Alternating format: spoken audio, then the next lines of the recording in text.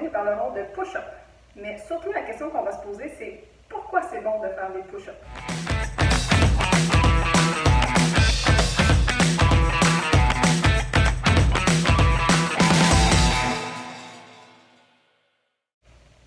Alors, détrompez-vous. En physiothérapie ou en ergothérapie, on ne fait pas faire des exercices de push-up pour que vous ayez des beaux chest-bras. L'objectif principal est surtout d'aller renforcer la sangle abdominale et la ceinture scapulaire, donc la région des omoplates. Bien que l'exercice du push-up soit un excellent exercice pour renforcer les pectoraux ainsi que les triceps, c'est pas dans cette optique-là qu'on va vous faire des push-ups. En réalité, nos pectoraux, c'est des muscles qui sont déjà naturellement forts dus à notre quotidien.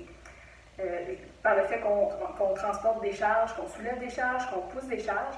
C'est aussi des muscles qui sont naturellement courts de par notre posture quotidienne, parce qu'on est constamment enroulé sur quelque chose, que ce soit enroulé à l'ordinateur, enroulé en train de faire à manger, enroulé en train de faire dodo, donner le bain aux enfants. Notre vie nous amène à nous enrouler vers l'avant.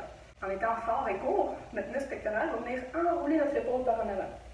Une épaule enroulée vers l'avant vient changer la structure de l'articulation. Donc, à ce moment-là, quand on fait des mouvements, on a un potentiel de venir irriter ces structures-là et développer, entre autres, ce qu'on appelle les fameuses tendinites bursites, etc. Donc, même si l'exercice de push-up est aussi un exercice qui est fonctionnel, car c'est quand même le mouvement de base pour nous relever du sol, et aussi le mouvement de base pour pousser une charge, reste que c'est un exercice qu'on ne veut pas faire dans l'optique de renforcer ces muscles-là, vu qu'ils sont déjà forts au quotidien et qu'ils peuvent nous causer certains problèmes. Mais dans le but de venir stabiliser les omoplates, stabiliser la région abdominale, à ce moment-là, l'exercice prend tout son sens. Par contre, si on veut éviter de venir créer des problèmes au niveau structural, au niveau de nos articulations d'épaule, ça va être important de venir faire un assouplissement de nos pectoraux entre chaque série de renforcements.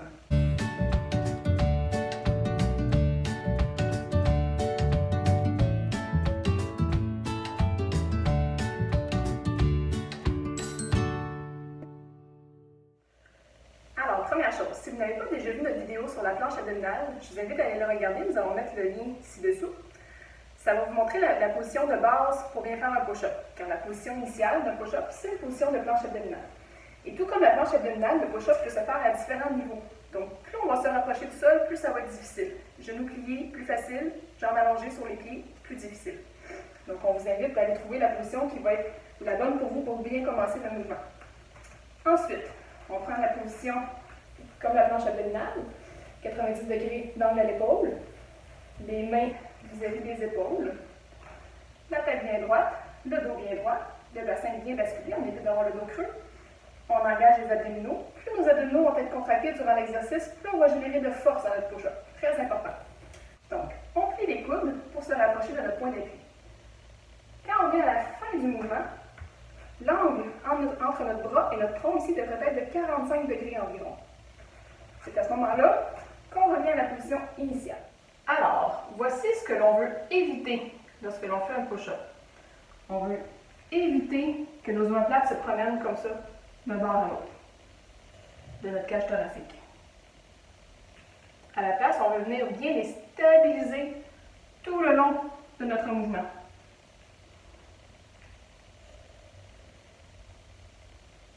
Donc, lorsque vous allez faire votre push-up, si vos coudes viennent se coller sur votre corps tout le long du mouvement comme ceci, vous allez venir essentiellement renforcer vos triceps.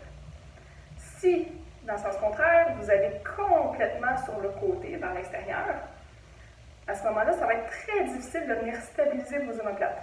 Parce que quand on arrive à 90 degrés d'abduction d'épaule comme ça, c'est le moment où nos omoplates commencent à se tourner vers l'extérieur. On appelle ça une sonnette externe. Donc, les omoplates font ce mouvement-là pour nous permettre d'aller jusqu'en haut dans notre mouvement d'abduction. Donc, si vos coudes sont complètement vers l'extérieur et que vos omoplates commencent à bouger, vous serez pas capable de les stabiliser. Donc là, on oublie l'effet stabilisateur des omoplates. Si vous mettez vos mains plus larges lorsque vous faites votre push-up, votre muscle pectoral va être en étirement rendu ici. En étant bien étiré comme ça risque d'être plus difficile et plus irritant pour lui. Donc, on veut éviter ça. Donc, idéalement, vous positionnez vos coudes entre les deux, dans la zone où vous êtes confortable. Pas complètement collés, ni complètement vers l'extérieur, entre les deux. Les mains plutôt vis-à-vis des épaules. Alors voilà, j'espère vous avoir bien éclairé sur le sujet.